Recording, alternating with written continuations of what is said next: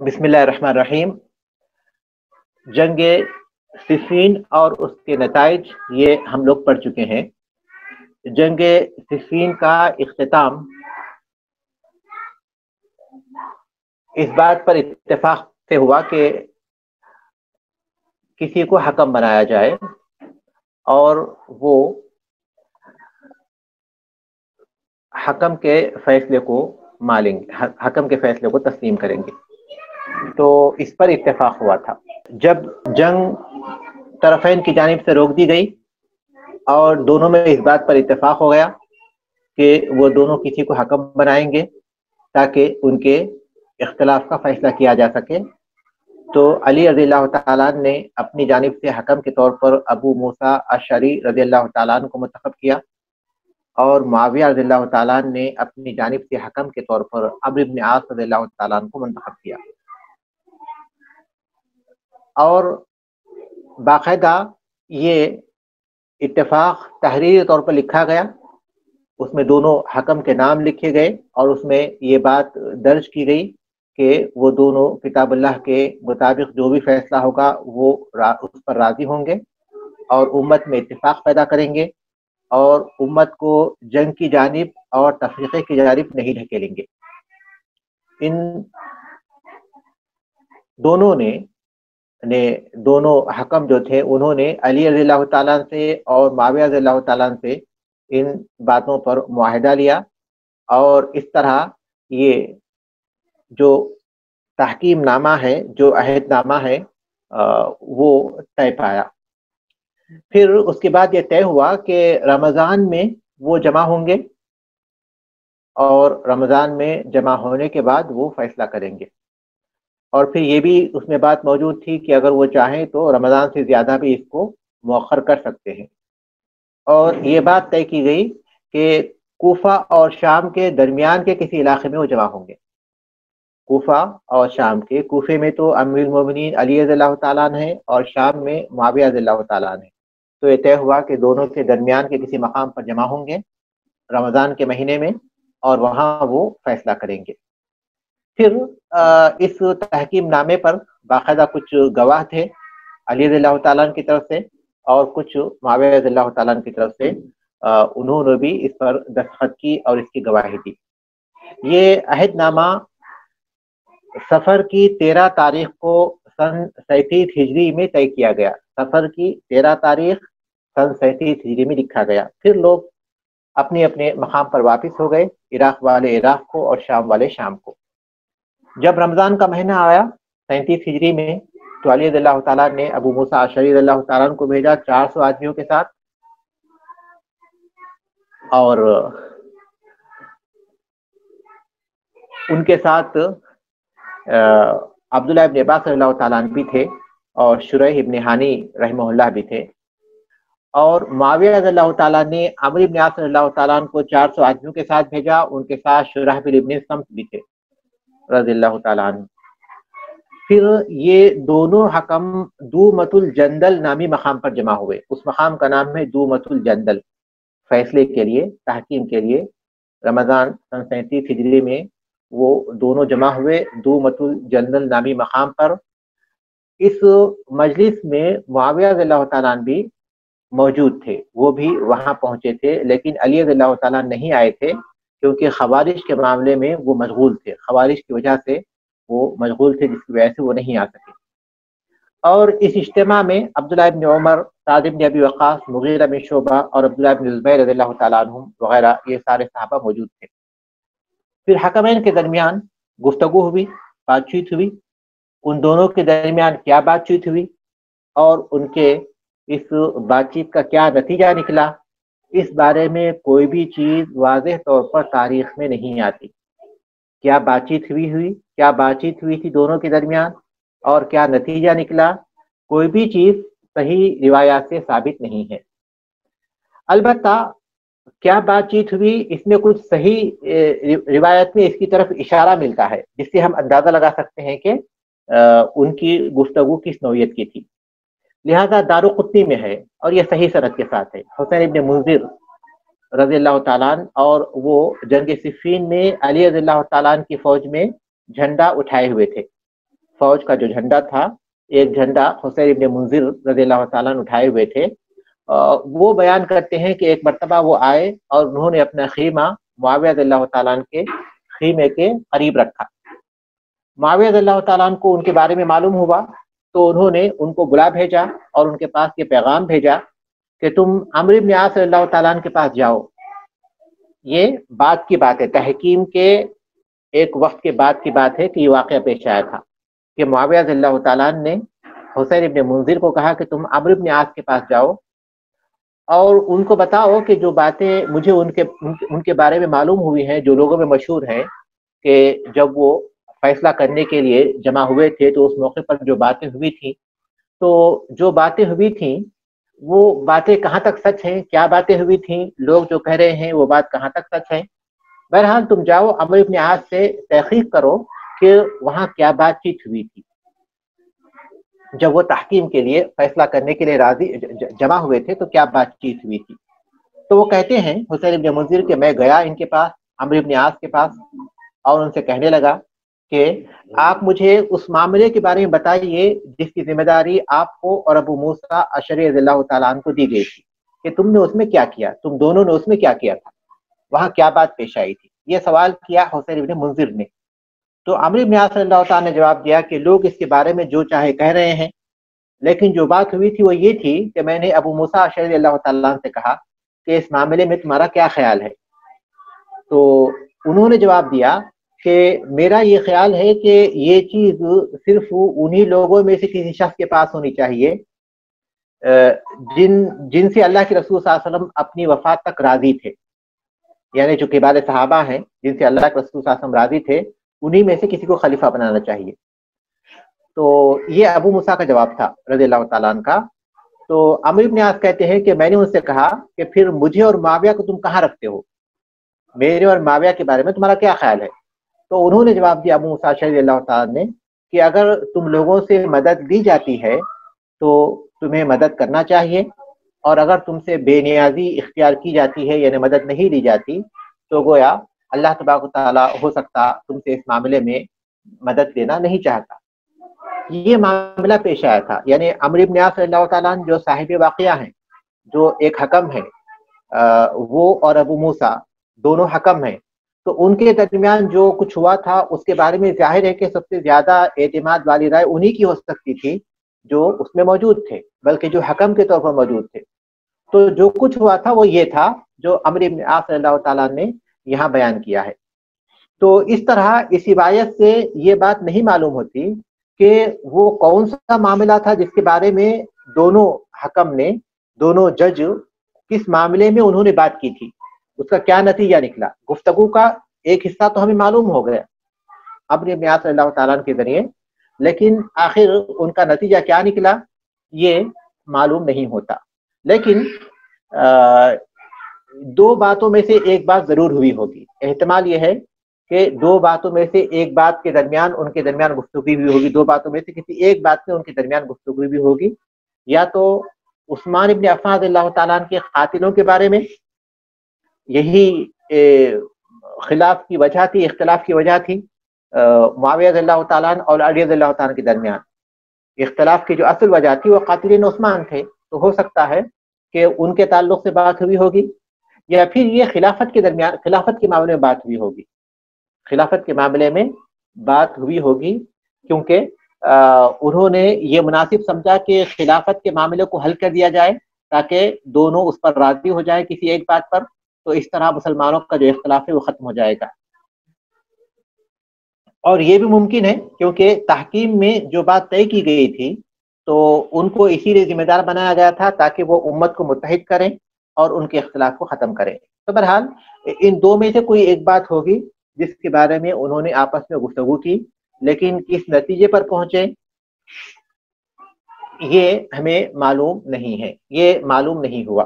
بظاہر ایسا لگتا ہے کہ ابو موسیٰ اشعری رضی اللہ تعالیٰ نے مشورہ دیا کہ اس معاملے کو کبار صحابہ میں سے جو اہل الشورا ہیں، جو مشورہ دینے والے اہل الشورا ہیں، یعنی جن کا وہ مقام و مرتبہ ہے کہ وہ اہل الشورا میں شمار ہوتے ہیں، ان میں سے کسی ایک کو خلیفہ بنایا جائے۔ اور وہ ان میں ان کو ان کے حوالے یہ ذمہ داری تھی. انہیں بظاہر ایسا لگتا ہے کہ ان دونوں نے, ابو موسیٰ اشعری رضی اللہ تعالیٰ نے یہ مشورہ دیا تھا کہ اس معاملے کو کبار صحابہ میں سے اہل الشورا کے حوالے کیا جائے, وہ اس کے بارے میں غور کریں کہ خلافت کے معاملے میں غور کریں, اور پھر قاتلین عثمان کے بارے میں غور کریں. تو یہ ہو سکتا ہے. اور اس مشورے پر ان دونوں حکمین, یہی اس کا نتیجہ تھا, اور یہی وہ لوگ جدا ہو گئے تھے.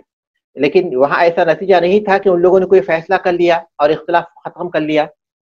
ایسی کوئی بات وہاں نہیں ہوئی تھی, بلکہ بات صرف اتنی ہوئی تھی, جو روایات آئی ہوئی ہیں, جو صحیح روایات ہیں, ان سے ہمیں صرف اتنا معلوم ہو رہا ہے کہ ان کے درمیان یہ طے ہوا تھا کہ اس سارے معاملے کو وہ کبار صحابہ میں سے اہل الشورا کے حوالے کر دیں گے, اور وہ طے کریں گے خلافت کے مسئلے کو بھی اور قاتلین عثمان کے معاملے کو بھی.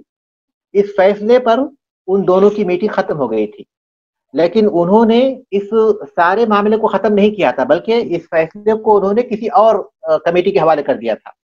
لیکن یہاں ایسی بات نہیں ہوئی تھی کہ انہوں نے اختلاف کا خاتمہ کر دیا ہو, لہذا نتیجہ یہی نکلا کہ حالات جیسے تھے ویسے ہی باقی رہ گئے, کیونکہ کوئی فیصلہ نہیں ہو سکا, بلکہ فیصلے کو انہوں نے یہ کہا کہ جو کبار صحابہ کی ایک جماعت ہے وہ اس مسئلے کو حل کرے گی. تو اس کا نتیجہ یہ نکلا کہ جیسے اختلافات تھے وہ ایسے ہی باقی رہے. علی رضی اللہ تعالیٰ کوفے میں رہے مسلمانوں کے خلیفہ کے طور پر, اور معاویہ رضی اللہ تعالیٰ شام میں رہے شام کے امیر کے طور پر. لیکن معاویہ رضی اللہ تعالیٰ نے اپنی خلافت کے لیے بیعت نہیں لی مگر علی رضی اللہ تعالیٰ کی شہادت کے بعد سن 40 ہجری میں. اس موقع پر جب حکمین جمع ہوئے تھے, یعنی دونوں جج جمع ہوئے تھے, اور انہوں نے یہ طے کیا کہ ہم اس معاملے کو, خلافت کے معاملے کو یا قاتلین عثمان کے معاملے کو, صحابہ کی ایک جماعت کے حوالے کر دیں گے جو کبار صحابہ پر مشتمل ہوگی. تو اس کی وجہ سے کوئی فیصلہ انہوں نے نہیں کیا تھا, بلکہ اس معاملے کو کسی اور کمیٹی کے حوالے کر دیا تھا. اس کے نتیجے میں حالات پھر آخرکار ویسے ہی رہے جیسے کہ پہلے تھے. یہ تحکیم کا معاملہ ہے, یہ حقیقت ہے تحکیم کی. اب آئیے ایک اور موضوع ہے تحکیم کے سلسلے میں, وہ یہ ہے کہ تحکیم کے سلسلے میں بہت سے من گھڑت باتیں مشہور کی گئی ہیں, ضعیف روایت پر, موضوع روایت پر, اور جھوٹے راویوں کی بنیاد پر. بہت سی ایسے باتیں تحکیم کے سلسلے میں مشہور کی گئی ہیں جس سے عمرو بن عاص رضی اللہ تعالیٰ عنہ کی شان میں بھی اور ابو موسیٰ اشعری رضی اللہ تعالیٰ عنہ کی شان میں بھی سخت طرح کی توہین ہوتی ہے. اور وہ یہ ہے, اور مسئلہ یہ نہیں ہے کہ اس طرح کی باتیں ضعیف راویوں کے ذریعے یا کتابوں میں موجود ہیں, ایسی بات نہیں ہے, بلکہ امت میں وہ تاریخ کی کتابیں جو کہ معروف ہیں, جس کو لوگ پڑھتے ہیں, ان کتابوں میں بھی ان واقعات کو بیان کیا گیا ہے. اور جب اس مقام پر پہنچتے ہیں تو وہ عمرو بن عاص رضی اللہ تعالیٰ عنہ کے بارے میں طرح طرح کی نامناسب باتیں کہتے ہیں. اس مقام پر جب وہ پہنچتے ہیں, تاریخ کی کتابوں میں باقاعدہ یہ باتیں موجود ہیں. تو ان باتوں کا ہم لوگ جائزہ لیں گے, ان باتوں میں سے ایک بات یہ ہے کہ ذکر کیا جاتا ہے کہ عمرو بن عاص اور ابو موسیٰ اشعری رضی اللہ تعالیٰ نے یہ طے کیا کہ وہ دونوں علی اور معاویہ رضی اللہ تعالیٰ دونوں کو ہٹا دیں گے, دونوں کو اپنے اپنے مقام سے ہٹا دیں گے.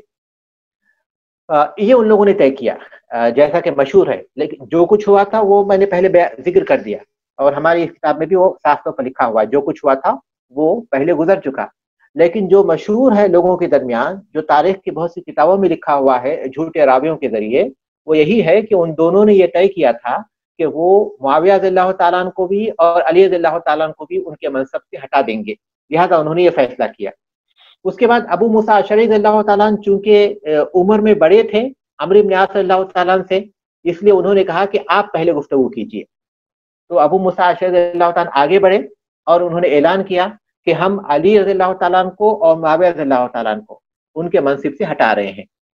ان کے ہٹنے کے بعد عمرو بن عاص آگے بڑھے اور انہوں نے اعلان کیا کہ وہ علی رضی اللہ تعالیٰ عنہ کو ہٹانے پر راضی ہیں, لیکن معاویہ رضی اللہ تعالیٰ عنہ اپنی جگہ پر باقی رہیں گے.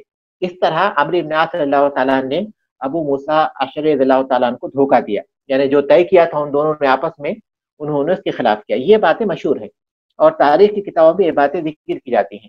اور یہاں جب پہنچتے ہیں تو خاص طور پر عمرو بن عاص رضی اللہ تعالیٰ عنہ کو लोग निशाना बनाते हैं और तरह तरह की बातें बयान करते हैं, तो ये रिवायत बातिल है। इस तरह की जितनी भी रिवायतें हैं वो तहकीक से बातिल हैं। उसके बातिल होने के कुछ असबाब हैं।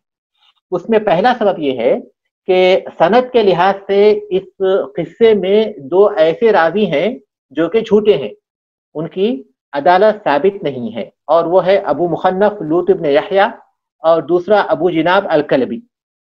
अबू जनाब अल-कलबी और अबू मुखन्नफ लूत इब्न यहया ये झूठे रावी हैं।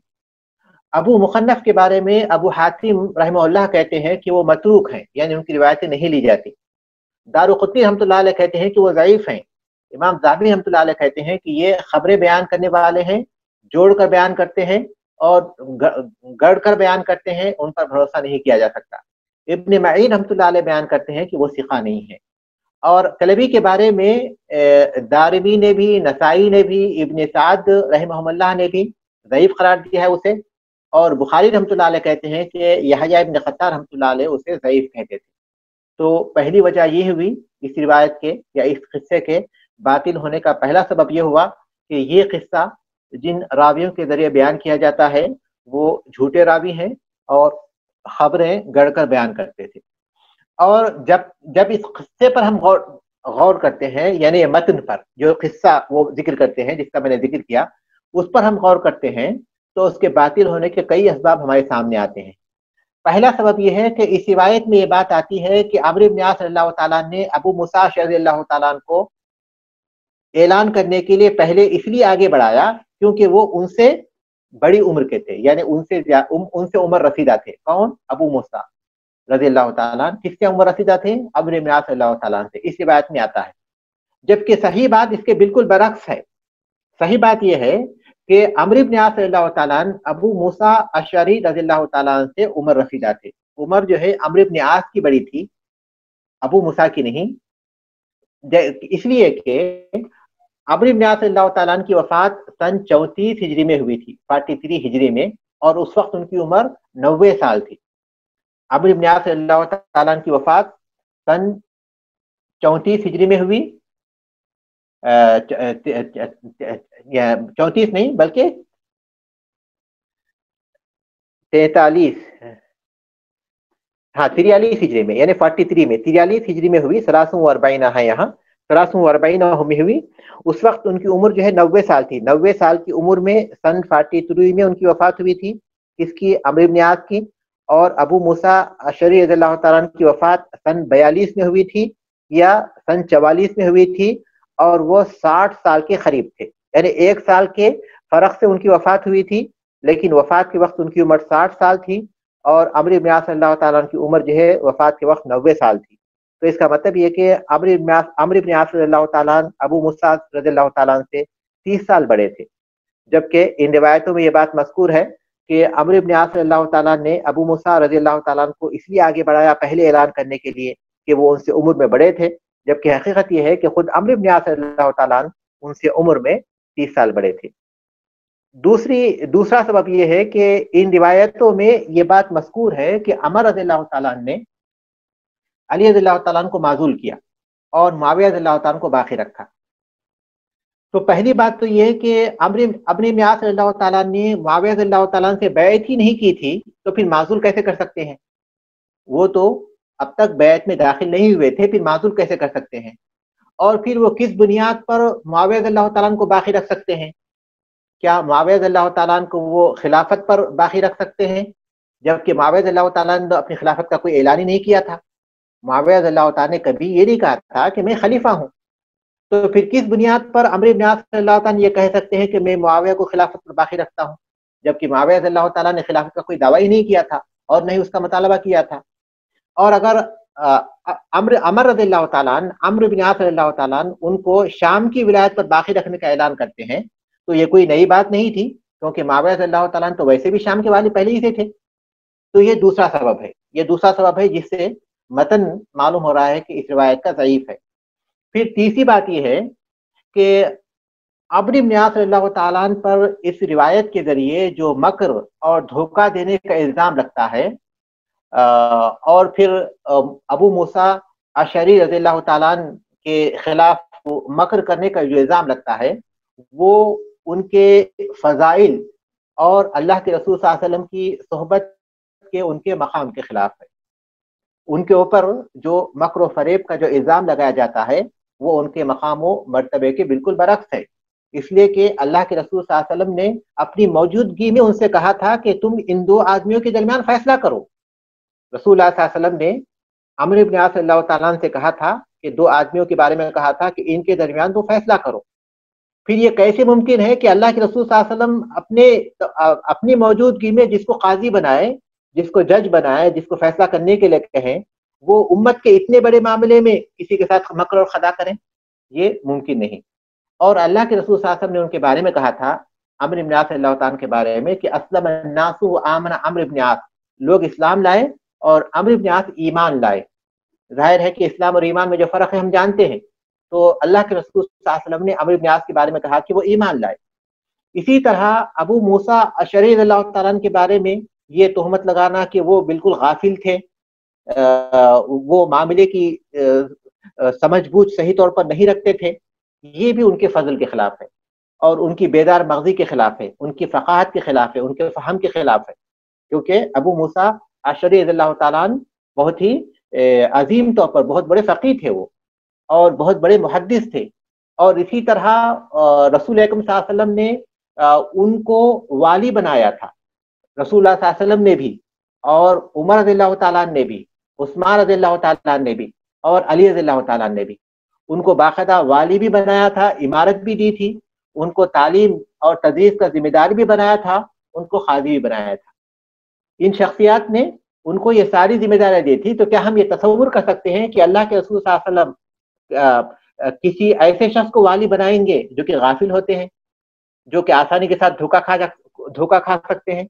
یہ ممکن نہیں ہے، خاص طور پر ابو موسیٰ اشعری رضی اللہ تعالیٰ کے بارے میں، جن کو ان صحابہ نے اور خود اللہ کے رسول صلی اللہ علیہ وسلم نے اتنی بڑی ذمہ داریاں دی۔ چوتھا سبب یہ ہے کہ اس تحکیم کے وثیقے میں، یعنی تحکیم کے عہد نامے میں یہ لکھا ہوا ہے کہ یہ جو فیصلہ ہوگا وہ ساری امت کے لیے الزامی ہوگا، اور پھر یہ کہ وہ ایسا ہو جس میں حکمین راضی ہوں اور حکمین اس پر متفق ہوں۔ عہد نامے میں یہ لکھا تھا کہ جو بھی فیصلہ ہوگا وہ امت کے لیے لازمی ہوگا، اس شرط کے ساتھ کہ دونوں جج اس پر متفق ہوں اور دونوں جج اس پر راضی ہوں۔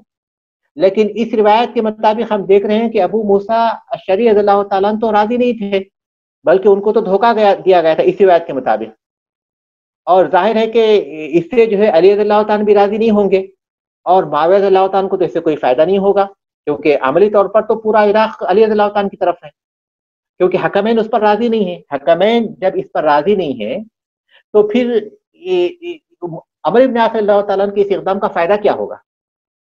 ظاہر ہے کہ کوئی فائدہ نہیں ہوگا۔ جب فائدہ نہیں ہوگا تو عمرو بن عاص رضی اللہ تعالیٰ یہ معاملہ کریں گے کیوں، اس طرح کا معاملہ؟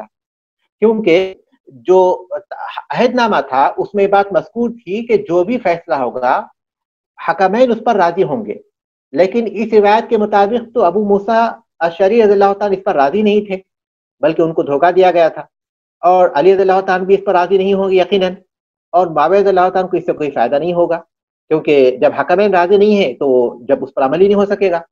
تو پھر ایسی صورت میں عمرو بن عاص رضی اللہ تعالیٰ اس طرح کیوں کریں گے؟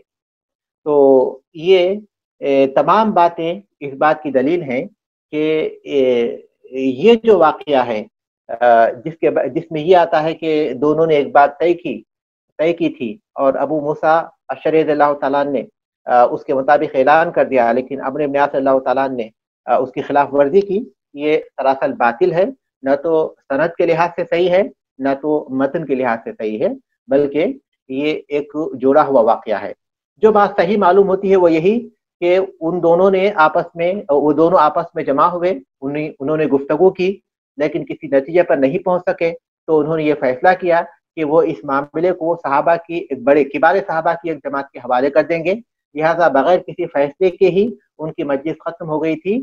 بظاہر یہ معلوم ہوتا ہے کہ اس کے علاوہ اور کوئی چیز اس موقع پر نہیں ہوئی تھی، اور اس کا نتیجہ یہی نکلا کہ چونکہ وہ کسی فیصلے پر نہیں پہنچ سکے تھے، اس لیے جس طرح مسلمان دو گروہوں میں منقسم تھے پہلے بھی، اسی طرح دو گروہوں میں منقسم رہے، ایک طرف علی رضی اللہ تعالیٰ عنہ تھے جو امیر المومنین تھے، وہ عراق میں تھے، اور دوسری طرف امیر معاویہ رضی اللہ تعالیٰ عنہ تھے جو شام کے والی تھے.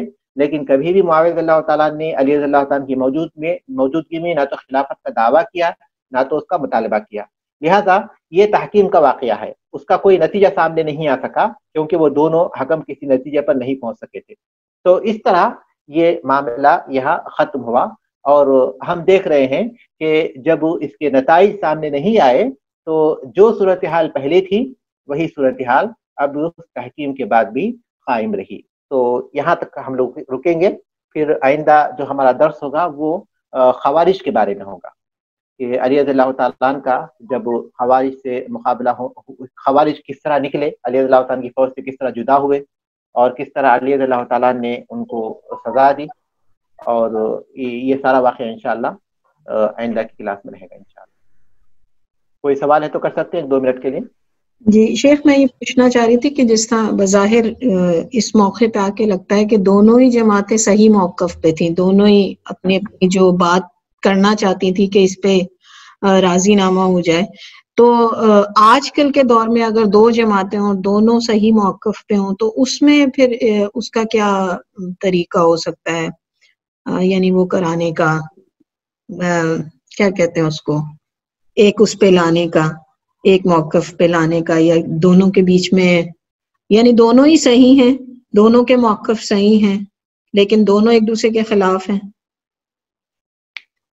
اس کا صحیح طریقہ کار تو یہی ہے کہ ادھر سے کوئی حکم ہو ادھر سے کوئی حکم ہو، وہ دونوں بیٹھیں، ان دونوں جماعتوں سے وہ ان کے حالات معلوم کرے، ان کے اسباب معلوم کرے، ان کے اختلاف کس باتوں پر ہے وہ باتیں معلوم کرے، ان کے دعوے کیا ہیں وہ معلوم کریں. اس کے بعد پھر دونوں جمع ہوں، دونوں باتوں کو پیش کریں، اس پر بحث و بحثہ کریں، اس کے بعد پھر وہ کسی نتیجے پر پہنچ سکیں. تو صحیح طریقہ کار تو یہی ہے، لیکن یہ بہت آسان نہیں ہے. ہم دیکھ رہے ہیں کہ یہاں اتنی بڑی شخصیات جمع ہوئی تھی لیکن معاملہ اتنا یہ پیچیدہ تھا کہ وہ دونوں کسی نتیجے پر نہیں پہنچ پائے تھے. تو بعض اوقات تو ممکن ہے کہ نتیجے پر پہنچ سکیں، بعض اوقات تو نتیجے پر پہنچنا ممکن نہیں ہوتا. تو صحیح طریقہ کار تو یہی ہے جو یہاں اختیار کیا گیا تھا کہ کسی کو حکم بنایا جائے اور وہ اس معاملے میں فیصلہ کرے. لیکن یہاں دونوں جماعتیں برابر نہیں تھیں. ایک دوسری جماعت اجتہاد پر تھی، وہ اجتہادی غلطی پر تھی، لیکن علی رضی اللہ تعالیٰ کی جو جماعت تھی وہ جماعت اور معاویہ دونوں برابر نہیں تھے، لیکن معاملات پیچیدہ تھے، اس وجہ سے وہ فیصلہ نہیں کر پا رہے تھے. لیکن سر اگر یہ اتحادی غلطی تھی ایک فریق کی، تو کیا ان کو اس کے اوپر گناہ ہوگا؟ کیونکہ اتنے لوگ قتل ہو گئے، مسلمان قتل ہوئے، اس کا گناہ کس کے اوپر جائے گا قتل کا؟ اس کے بارے میں علی رضی اللہ تعالیٰ نے خود جواب دیا تھا. علی رضی اللہ تعالیٰ نے خود جواب دیا تھا کہ وہ یہ کہ ہمارے جو مقتول ہیں وہ بھی جنتی ہیں اور ان کے جو مقتول ہیں وہ بھی جنتی ہیں. اور خود علی رضی اللہ تعالیٰ نے دونوں میں سے جو ان کی طرف شام کے لشکر کے بھی جو آدمی ان کی طرف تھے مقتول تھے، علی رضی اللہ تعالیٰ نے ان کی بھی نماز جنازہ پڑھائی. تو یہ جو اجتہادی غلطی ہے اس کے بارے میں اللہ کے رسول صلی اللہ علیہ وسلم کی حدیث صاف ہے کہ جب مجتہد کسی بارے میں اجتہاد کرتا ہے وہ صحیح ہوتا ہے تو اس کو 2 اجر ملتے ہیں. ایک اجر ہے اس کے صحیح ہونے کا، دوسرا اجر ہے اس کے اجتہاد کرنے کا. لیکن جو غلطی پر ہوتا ہے تو اس کو 1 اجر ملتا ہے، وہ 1 اجر ہوتا ہے اس کے اجتہاد کرنے کا، لیکن چونکہ وہ صحیح نہیں تھا اس لیے دوسرا اجر اسے نہیں ملتا. تو یہ جو معاملہ ہے یہ چونکہ اجتہادی ہے تو اس میں کسی پر ذمہ داری عائد نہیں ہوتی. یقیناً اس میں خون بہا، یقیناً امت کا بہت بڑا نقصان ہوا، اس میں کوئی شک نہیں ہے، لیکن چونکہ اس میں تعمد نہیں تھا، یعنی حق کے خلاف جائیں گے یہ کسی کے پیش نظر نہیں تھا. علی رضی اللہ عنہ کے پیش نظر تو بالکل نہیں تھا کیونکہ وہ خلیفہ تھے، برحق خلیفہ تھے، باقاعدہ ان سے بیعت ہوئی تھی. لیکن معاویہ رضی اللہ عنہ کے پیش نظر بھی ہرگز یہ بات نہیں تھی کہ وہ حق کے خلاف جائیں گے. وہ دیکھ رہے تھے کہ عثمان رضی اللہ عنہ قتل کیے گئے، ان کا خون جو ہے ناحق جا رہا ہے، اور ان کے جو قاتل ہے وہ علی رضی اللہ عنہ کی فوج میں ہے بلکہ بڑے رتبوں پر ہے. اور وہ یہ سوچ رہے تھے کہ ایسے موقع پر اگر وہ بیعت کر لیتے ہیں تو پھر کبھی عثمان رضی اللہ عنہ کا قصاص نہیں لے سکیں گے، کیونکہ اگر وہ بیعت کر لیتے ہیں تو جو ان کے فوج میں یہ جو فوجی ہیں قاتلین عثمان وہ ان کو دبا دیں گے، اس کے بعد یہ معاملہ دب جائے گا. تو اس وجہ سے وہ یہ سمجھ رہے تھے کہ یہ چیز ضروری ہے سب سے زیادہ. تو یہ اجتہادی غلطی تھی. تو ہم دیکھ رہے ہیں کہ اس کے اسباب تھے، اس غلطی کے ہونے کے اسباب تھے. تو اس لیے کبھی بھی علی رضی اللہ تعالیٰ نے معاویہ رضی اللہ تعالیٰ عنہ کو اس بنیاد پر کبھی بھی ان کے بارے میں کوئی ایسی بات نہیں کی جسے ہم کہہ سکتے ہیں کہ علی رضی اللہ تعالیٰ نے ان کے بارے میں ایسا اور ایسا کہا، کبھی بھی ایسا نہیں کہا حضرت، کیونکہ علی رضی اللہ تعالیٰ سمجھ رہے تھے ان کے موقف کو، اگرچہ کہ علی رضی اللہ تعالیٰ یہی کہہ رہے تھے کہ پہلے بیعت ہوگی اس کے بعد اس معاملے کو حل کریں گے، اور یہی صحیح طریقہ کار تھا اور یہی درست تھا۔ جنگ کے جو نتائج ہیں ہم دیکھ رہے ہیں، اس کے نتیجے کے سامنے ہم دیکھ رہے ہیں کہ یہی بات درست بھی تھی، لیکن ظاہر ہے کہ چونکہ دوسرا جو موقف تھا اس کے بھی اسباب تھے، تو اس لیے ہم یہ نہیں کہہ سکتے کہ اس میں کس پر الزام جائے گا، کیونکہ دونوں فریق کتنے سر لوگ قتل ہوئے تھے، ٹوٹل کتنے شہید ہوئے تھے مسلمان؟ اس کے بارے میں کچھ صحیح روایت ہمارے پاس نہیں آتی، کہنے والے کوئی 70 کہتے ہیں، کوئی 35 کہتے ہیں، لیکن دکتور علی اسداللہ بھی اس پوروں کا تجزیہ کرنے کے بعد کہتے ہیں کہ 3 دن کی جنگ ہوئی تھی، اور 3 دن کی جو سخت ترین جنگ ہے وہ قادسیہ میں بھی ہوئی تھی۔ قادسیہ میں جب دو طرف کی فوجیں تھیں، مسلمانوں کے 30,000 آدمی تھے، کافروں کے 2 لاکھ آدمی تھے، سخت ترین جنگ ہوئی تھی قادسیہ میں، لیکن اس میں جو ہے صرف 8,500 افراد مرے تھے۔ جب اتنی بڑی جنگ میں صرف 8,500 افراد مرے تھے تو پھر کیسے ممکن ہے کہ یہاں بھی اگر 3 دن کوئی جنگ ہوئی ہے تو یہاں جو ہے 35,000 یا پھر جو ہے 70,000 مر گئے ہوں؟ یہ قصہ وہ افراد نے اسے بڑا چڑھا کر اتنی بڑی تعداد بتائی ہوگی۔ بہرحال تعداد کا جو ذکر آتا ہے وہ ضعیف روایت میں آتا ہے، اس لیے ہم صحیح طور پر نہیں کہہ سکتے کہ کتنی تعداد مری تھی، لیکن یہ قابل لحاظ تعداد تھی، یقیناً قابل لحاظ تعداد تھی جو اس میں شہید ہوئے تھے۔ جزاک اللہ شیخ۔ ٹھیک ہے، سبحانک اللہم و بحمدک، اشہد ان لا الہ الا انت، استغفرک و اتوب الیک۔